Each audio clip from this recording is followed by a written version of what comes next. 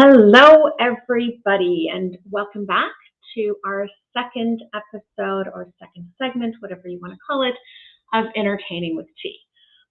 If you missed last week's, no need to be concerned. You'll find it on our YouTube channel. It is all recorded, and we also have below the actual segment all of the beautiful, fabulous recipes that our guests shared with us last week so that you can repeat them yourself at home. So as you all know, I love using tea for ingredients or for purposes other than enjoying my delicious cup of tea every single day, or several cups, many cups of tea every single day.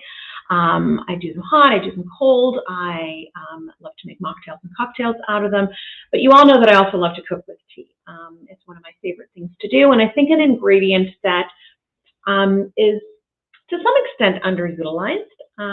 It's certainly becoming a lot more utilized in past years than it has in the previously. And I think it has a lot to do with this need and want and desire to really try to use something that's different and a way to surprise your guests. And I think one of the easiest ways of doing that is to integrate tea into our entertaining habits. So that might be some food, it might be some cocktails, it might be some mocktails, desserts, etc., etc. Truly, the sky is the limit. So I hope that you get some inspiration from some of the things that we're going to show you today, some of the things we showed you last week, and what is still to come in the weeks ahead, especially as we are starting to get into entertaining again. I know that this year is particularly special to a lot of us who are, for the first time in 2 years, having the opportunity to be able to celebrate the holidays with our friends and our family. So with that, let me introduce our first guest to you today. And our first guest is Amanda Baker of Tease Tea. Amanda was pursuing an interest in the world of tea early on in her career. She was one of the first team members at what became a nationally recognized tea chain, as well as a manager at an exclusive tea restaurant. Building on her interest in socially conscious businesses, Amanda spent half a decade at a social impact marketing agency practicing the theory that profit drives purpose and vice versa. Amanda now leads the team at Tease Tea as the Chief Operating Officer, a company that brings the world of tea and socially conscious business together. So with that, I am very pleased to introduce to you all Amanda Baker. Hi, Amanda. How are you? I'm great. How are you doing? I'm really good. It's nice to see you again. Yeah, nice to see you too. And this has got to be like my favorite segment because I love the holidays. So I'm very excited for this one. So like you, I love the holidays as well. It is, I would say I'm going to say it, my favorite time of the year. Despite the fact that I hate the weather, there is nothing quite like the feeling of the holidays and all the fabulousness that comes along with it. I totally agree. And you hit on something really interesting that I'm going to talk about in just a second, but there's a lot of reasons why people also don't like this time of year. And I've got some recipes I think that are going to help balance that out, hopefully. And that's exactly, you took the words right out of my mouth, is that as much as you and I might love the holidays, I know that for a lot of people, it's a really, really stressful time for a lot of reasons. And what I love about what you're going to do is you are going to show us a little bit of wellness calming, a little bit of wellness energy, and also a little bit of wellness, just goodness to get our immune systems up and roaring. And Kitty Cat is on the table. So apologies for that. The cat is not part of the show this time. But yeah, so I've got 3 recipes today. So they're all kind of takes on traditional things that you'd see around Christmas time, but they're really designed to help boost your immunity, support your immune system. Because as we know, we are all traveling to places. We're seeing lots of little kids, and we know that little kids carry lots of germs. And then I've also got a really nice soothing recipe as well. So let's get right into it. I'm going to start with like the most traditional one. And I should also mention that all of these are alcohol free. I think that we've seen a real interest in the past year and a half in really reinvesting in our health in a really intentional way. And a lot of people have drastically cut down or completely cut out alcohol. So I wanted to make something that was really accessible to everybody, but things that are beautiful and interesting enough to serve at a cocktail-like party. So our first one we've got is our Crimson Cranberry Immune Sparkler. So this is some cold brew Crimson Cranberry tea from the Tease collection that I have already pre-brewed and chilled. So this is an incredible tea. It's got apples and rose hips and elderberries. So elderberry is really the hero of this blend, and that's what really gives it that immune boosting property. So I love to start off with this because it's a beautiful color. So you can put this in a champagne glass if you want, get fancy with your glasses. I always like a traditional kind of glass like this for almost everything because it's just classic. So I've got some ice in here. Just put in my completely unsweetened because that apple brings that sweetness in this blend. And then I'm just gonna mix it with a little bit of my favorite sparkling water for that sparkler aspect. So you could stop here. This is a really, I don't want to say lazy because really, truly, it's a very resource intentional recipe. Let's just say that. So you could totally stop here, and this makes a beautiful cocktail to really level it up, especially when it comes to the immune supporting properties. I like to do a couple drops of echinacea or ashwagandha. So you can find that in a tincture form, just like this. And I'll do about 30 to 35 drops of this right in the top. And the nice thing about these tinctures is they act very much like a traditional cocktail bitter, where the ingredients in there are giving a little bit of seasoning to the base that you've created already. So it's beautiful, tastes amazing, and it's going to give you that added edge here. Now, again, you could stop here, absolutely. But if you want to get a little fancy with it, I always really like an herbal, a nice little herbal garnish. So I got some thyme in here, and I'm just going to put it on the edge there. You could also add cranberries. You could do oranges in there. If you can find some fresh elderberries, I have never seen them in Canada, but if you can find fresh elderberries, this would be a great use for them. So that's our first cocktail there, our Crimson Cranberry Immune Sparkler. Great. So a couple of questions for you. Yeah. With the Crimson Cranberry, you said that's one of your fruit blends that you have at Tease Tea. So you pre-brewed that the day before and just chilled it, yeah? Yeah. So I actually did it last night because I just wanted to like set it and forget it. But I didn't even use hot water for this. It was like literally lukewarm tap water. You can put it in any old vessel. It's really, really quite simple. We've recently made a huge change in our offerings too. So all of our blends are now in biodegradable tea bag format. So that means I didn't even have to like clean anything up. I just threw the biodegradable tea bags right in the compost and I was good to go. So even easier than it's been in the past to make these based cocktails.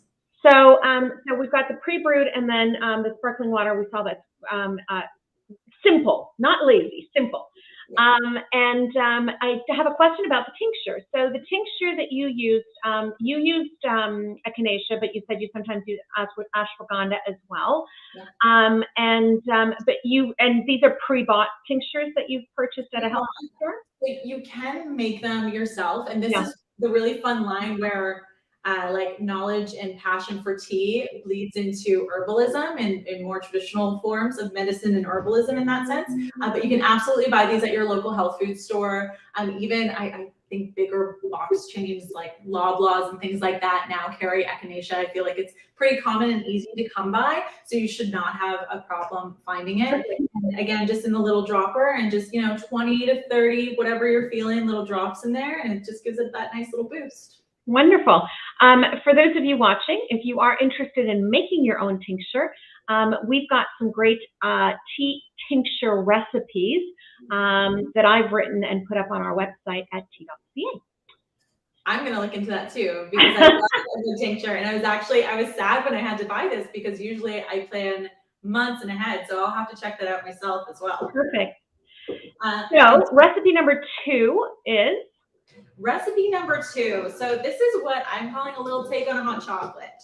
Nice. So this is our soothing gingerbread chai. So we all know that chai is just like made for Christmas time pretty much with its warm, delicious spices. But a way that I like to use it versus just a nice classic cup of chai is to put it in with a little bit of milk and molasses. So what I've done is I've taken our Aim Chai blend, which has notes of cocoa in it. So you still get that like beautiful traditional hot chocolatey type decadent base. And I've steeped the tea bags directly in the milk, so no water added, on the stove, let it simmer. Oh, and then we got another cameo from the cat. Let it simmer for, you guys are gonna watch me push my cat off the table now. There we go, be free. You're gonna let it simmer for 20 to 30 minutes to really get all that chai flavor in there. This is a black tea base, so the hotter the water, the better. So that's gonna be really nice. And then you just add a tablespoon or two of molasses, depends on how big the batch is. But this molasses really, it's kind of like the secret ingredient that everybody knows, but nobody really uses. And it just creates this like really creamy, calming, super iron rich, warm beverage that's just like so much more sophisticated and interesting than your standard hot chocolate. And with all those beautiful chai spices, it really tastes like a little gingerbread village. So that is my preference. Right now I've got it in our smart heated mug kit, which is my favorite accessory of the winter too, because it will keep my beautiful gingerbread chai hot for 4 hours. So I've got it in there right now, but it's delicious. And a little sip as I go. This is another one that you can totally stop here. Yep. Or you can add the garnish. I always like a garnish, especially if you're entertaining. It's a time to be a little bit extra with things, to really show off ingredients and things like that. So what I like to do is just simple cinnamon stick. You could totally do whipped cream if you want to go the more sugar route too. But I like a little bit of cinnamon. You could also put cardamom in there. You could put some beautiful candied ginger. Just like think of the components of what makes a beautiful chai.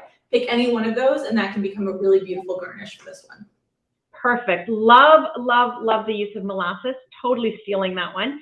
Because I do honey and I definitely do agave, but molasses is not one I have. Maple syrup is another one that I use a lot of, but molasses is a good one.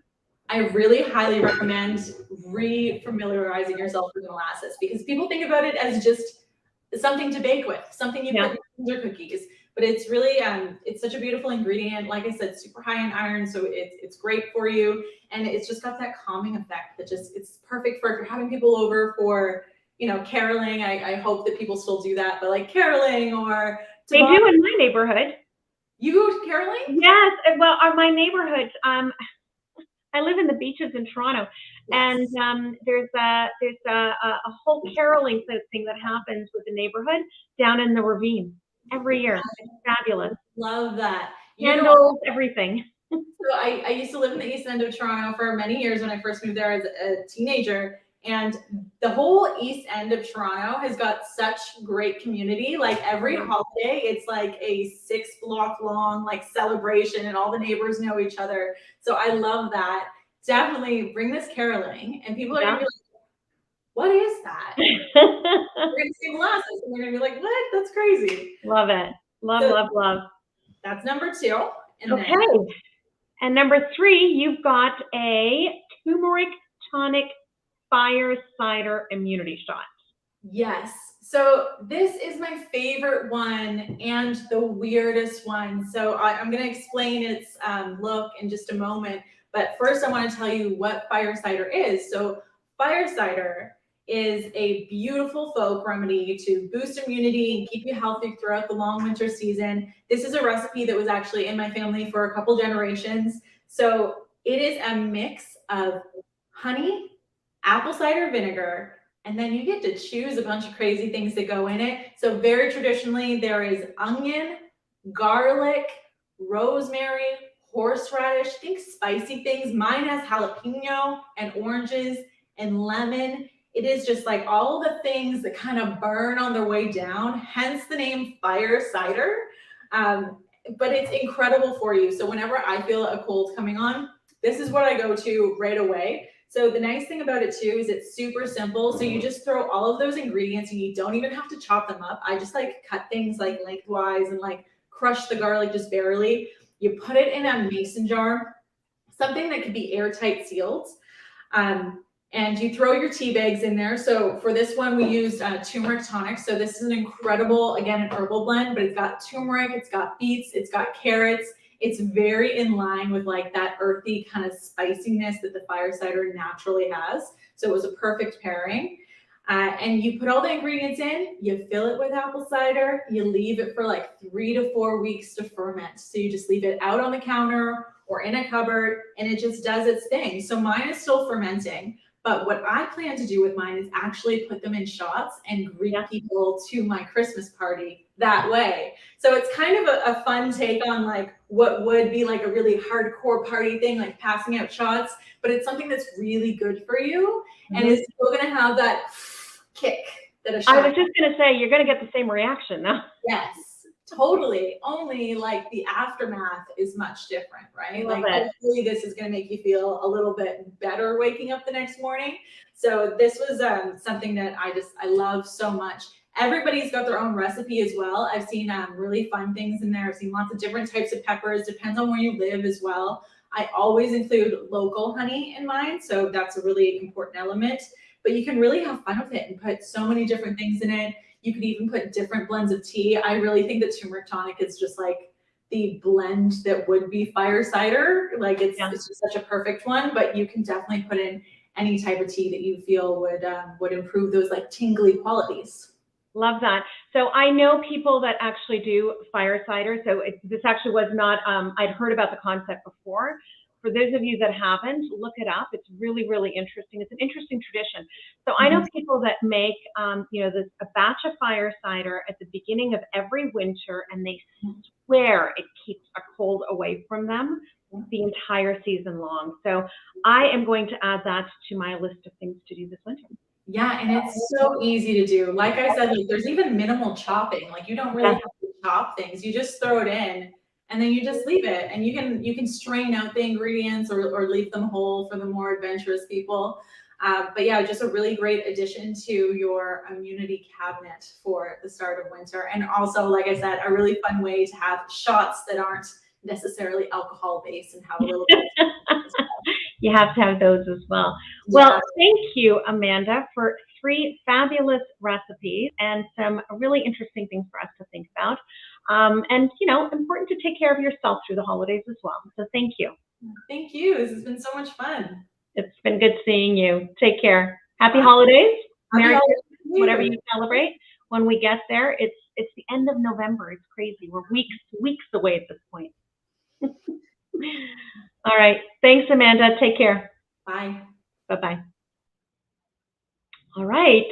Well, we're just going to move this along, and I'm very, very pleased to introduce my next guest to you, who some of you will know if you have visited my SOFA Summit in years gone by. All of you should know his name, and that is Stephen Twinings. He's a man who drinks at least 9 cups of tea a day. We'll have to ask him about that. Stephen Twinings is 10th generation of the famous tea family, and was known that he wanted to become involved in the family business from the tender age of 8. He joined Twinings in 1985, and after 9 years in a variety of jobs in sales, Stephen transferred to head office in Andover, where he's currently a director of corporate relations, incorporating media relations and business visits to Asia, Australia, Europe, Scandinavia, the Middle East, as well as North and South America. So, hello, Stephen. How are you? I'm fine, thank you. Good afternoon. How lovely to see you. It's so lovely to see you as well. You're almost evening, not quite, right? Yeah, it's just gone 5 o'clock here, so it is obviously dark outside, and we've got about the same temperature as you have in Toronto. So, yeah. Yes. Yes. We haven't seen any snow yet in Toronto, but it feels like it's imminent. Aha. Yeah. So, with that in mind, I've got a nice warming drink for you. I cannot wait. You are making us a vanilla winter spice latte, which sounds like a hug in a mug. So tell us what you're making. Yeah, literally, your description could not be better. So yeah, I've got everything around me that I need. The first thing I'm going to do, obviously, pop the kettle on, and then we will get out the tea bag. So it's as it says here, the French vanilla chai, or Perfect. Obviously special Canadian packaging. And I'm going to put 2 bags into. I wouldn't normally brew it in. I brew it normally in the same cup I was going to drink it out of. But I just thought I'd do it in a nice glass one, so we can watch the whole process going on. So this is a vanilla chai that people can buy in their grocery stores. Is that right? The vanilla chai? Let me hold that up again while the kettle's making a horrible noise. So I hope that's in focus. Yep. So yeah, we got a number of chais in the range, but yeah, this is the vanilla gives it that little creaminess, the texture, which I like. So the other thing I've got, because what we're going to need to do is to froth some milk up. Perfect. So this is a wonderful device that does it automatically. So I've put it up to the right measure, and I'm going to flick him on, and we'll have a simultaneous heating of the milk and brewing of the tea.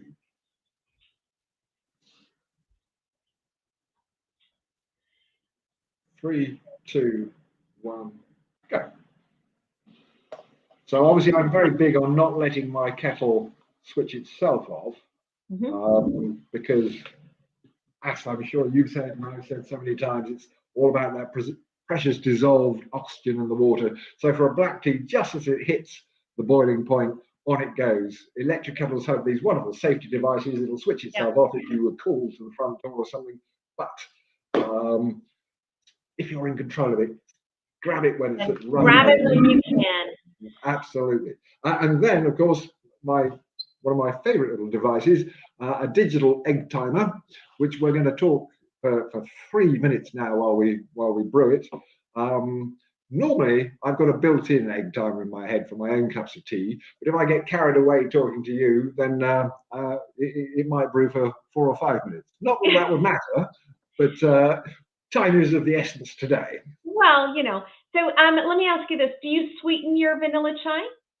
I am going to. I normally, and I know that you know my views on adding sugar to all other tea. The exception to the rule is chai. What sugar does to me is dampen down the taste buds. And when you're tasting a really delicate tea, so you've got a lovely English breakfast or an Earl Grey, then you lose some of that taste. So I don't like sugar and tea under normal circumstances. Yeah. But with chai, if you dampen down a little sweetness, dampens down some of the tea behind it, and therefore brings out the spicier elements. And therefore, yes, and particularly at this time of year, as you described as a hug in the mug, it adds all that sort of feeling. Yeah, it elevates the spices, doesn't it? Yes. Yeah. Absolutely. Completely, and that is what we're after in this today. Talking of milk, I'm going for what in England we call full cream milk. Okay. So the milk is of your choice. Soya milk works very well because it's got a really beautiful texture. Excuse me. I obviously need some chai. Really beautiful texture. You can use oat milk, whatever milk you enjoy using, it will go into this recipe. But today, I've gone with the full fat version. So I'm on board with the full fat milk, believe me. I find especially because you're frothing it, it makes a difference. You're not going to get the same froth off of plant-based milk as you do you need fat content, right? You do, yeah. And the texture of soya milk works really well, but if you want the full fluffy latte effect, then absolutely. You need fat in it. Yeah, totally. Yeah. I'm not lactose intolerant, but I'm on a bit of an oat milk kick for its flavor. Not because I'm avoiding milk. I will always put milk into my, a little splash of milk into my morning cup of black tea. But I find in the afternoon, a little bit of oat milk just adds a whole other layer of flavor to, it's actually quite nice. I must give that a try. Yeah, no, give it a go. You might like it, maybe not. I don't know if you heard that sound, but that means the brewing is done. Good. And obviously you noticed I wasn't jiggling the tea bags because that doesn't help at all. A gentle squeeze, only because I don't want to make a mess on the table. I don't think I'm squeezing out extra flavor. And I will just give it a stir to make sure that all the flavor is uniform throughout. Into that, I'm going to add a good measure, 2 teaspoonfuls of brown sugar. And again, I prefer the brown because it's got a little bit of flavor to itself. And then half a teaspoonful of vanilla extract. So this particular one does have some alcohol in it. I think it's rated about 35%, but half a teaspoon is not going to knock me out. So we'll get that stirred in. One of the things I love about this particular recipe is it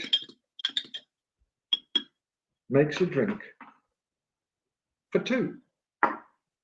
Oh, okay. Yes, because my favorite cup of tea, which is the question I get asked many times, is with friends or family. To me, it's a sharing thing. It's a sit back, relax with a lovely, flavoursome cup of tea. So I'm going to put half into each of these 2 mugs.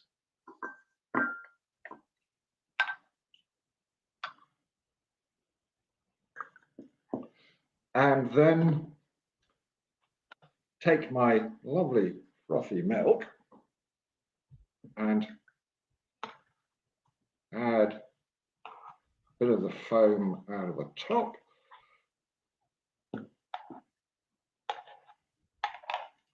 So you can microwave your milk and then give it a whisk. There are any number of ways you can get frothy milk. You can put it into a saucepan. People have those little swirl machines, which are great. I've just taken the easiest way because when I'm making a latte, these are just incredible. And then to top it off, I'm going cinnamon, but you could equally use cardamom. But one of the main ingredients here is cardamom. Cinnamon then comes a little further down. I love the cinnamon flavor. It's so much of the holiday. I just warming too. Yes, isn't it? I just want a slight dusting on the top. Not too heavy, and then we're good to go. It is literally that simple. I think it's probably taken in between chatting to you less than 10 minutes. Yeah, super fast. I think it's one of the things that people lucky you. Enjoy. Sorry, that. I should not be off part of this. I know.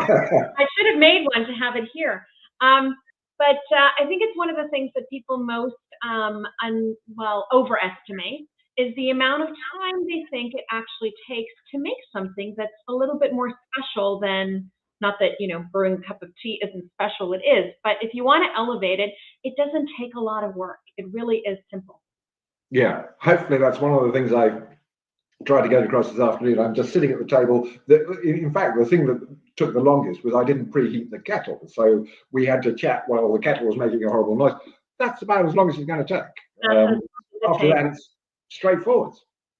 So I know that, Amanda, who was on before you, was talking about, doing non-alcoholic, and you've certainly done non-alcoholic as well. But my tip to anybody watching is I would add a little shot of Bailey's to that loveliness that you just made. Now that's an excellent idea because the creaminess, yeah. I like your thinking. So the vanilla, the chai, all of that, it just, if you're going to do a festive drink and you want to add the alcohol to it, I think it's not something that people tend to gravitate towards, but liqueurs that you would use in coffee drinks do really, really well with tea lattes, chais, creamy Earl Greys, anything that you're adding vanilla to. They work in the same way as they do with a coffee cocktail. Yeah, that's a great tip. Nice. Well, it's lovely to see you as always, Stephen. Likewise. Holding the fort strong since 1706. Yeah, not me personally, obviously. Well, you're playing your part. Yeah, now is my time. Now is your time. Well, always a pleasure, Stephen. It was really good seeing you. We're actually, the last time I saw you in person was at our holiday lunch here in Toronto. Mm-hmm. And that was 2019, and that was the last holiday lunch we had. And I'm really pleased to say that we're having our first lunch since then next Wednesday, a week today. Fantastic. I will think of you and raise a glass to you when the time is appropriate. We will definitely raise a glass to you. Always a pleasure to see you, Stephen. Merry Christmas. Thank you, and to you. Thank you. Hope to see you soon. Take care. Likewise. Cheerio. Bye-bye. Bye. Well, what a pleasure. It's always nice to share a little bit of time with Stephen. Hugely busy man, but always makes time to share something special about tea, and that's what we love about him. Not just about him, but about Twinings in general. So 1706, I don't think people actually fully appreciate how long this company has been around and how long they've been doing amazing things with tea. And I think that one of the things that's so special about Twinings is how it has managed to evolve and stay relevant since 1706, and we're talking about this in 2021. That, my friends, is a big hats off to a very special company. So with that, I'm going to share with you one of my favorites for the holidays, and that is a two-way toddy.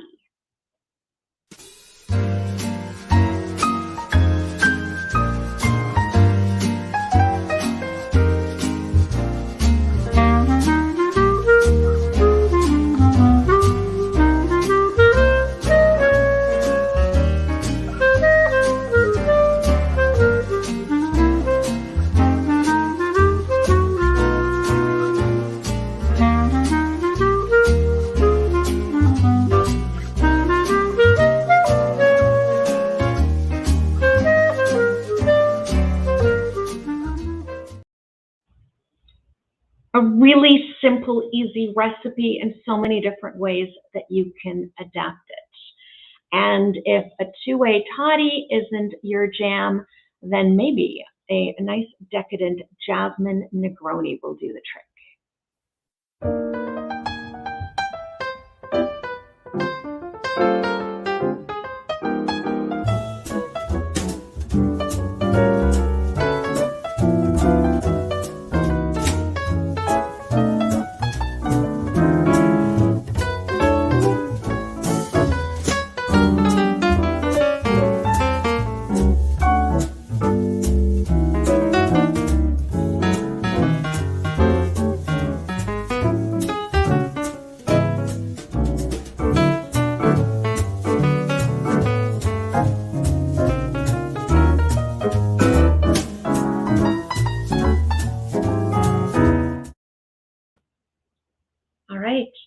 So two really simple things. And, as I was saying earlier with Stephen and even with Amanda as well, one of the things that I think is really special about entertaining with tea or cooking with tea, etc., is the fact that it's actually simple. It's not as complicated as people tend to think it is, or, especially if you've never done it before. It could be something as easy as making your favorite tea recipe and simply serving it in a vessel that's a little bit different. So, if you've never done it before, start with small steps, baby steps, simple little things that you can do to just make the whole experience a little bit more special for your guests. Especially, as I said at the beginning of our little time here together this afternoon, that, this is for a lot of us, for a lot of people, it's the very, very first time we're going to be entertaining with friends and family in 2 years. And I think making it just elevating the experience for everybody, just a tad is going to be, well, just a little bit nicer. So recipes, as I said, will be on our YouTube channel. We'll have them listed below, all of the actual segments themselves. We've got some great ones from last week, and then the ones from this week. Amanda's Fire Cider Tonic is going to be on there as well. I know that I'm definitely going to be repeating that one. They said fire cider is one of those things I'd heard about over the years, and I know people that on a very, very regular basis, and by regular I mean every single year, will put up their, will make a big batch rather of a fire cider. It's this herbal whatever that people just swear by. This tonic, that's the word I'm looking for. This tonic that people absolutely swear by in order to keep their immune system strong. I know people that will have a shot of it, as I think Amanda was saying, if they feel any kind of a cold or something coming on, and swear that it keeps them clear of that cold. So adding some tea to that mixture is a super, super idea. I think I'm going to give it a try this year, especially as we have more contact with other people more than ever. So with that, I do hope that you all join us next week. Misspoke. Not next week. We will not be meeting next week because, as you just heard me telling Stephen, Tea and Herbal Association of Canada, is actually going to have a live in-person holiday lunch for our members next Wednesday. So we will not be live with you next Wednesday. We will, however, resume again on Wednesday, December 8th. And I am very pleased to say we've got two of our very own tax-certified tea sommeliers that will be sharing recipes with you. One is Teresa Lemieux, and the second is Phoenix Paul, as well as Teresa and Phoenix separately, not together. We're going to have Marika de la Vega from David's Tea, as well as Shannon Scales from Lady Baker's Tea out in Prince Edward Island. So it's been a pleasure spending a little bit of time with you today, this afternoon, wherever you are. Stay warm and try something new. Try just one little thing differently than you normally do. And I think you'll be pleasantly surprised with the outcome. So it's been lovely. See you all in 2 weeks from today. Bye, everybody.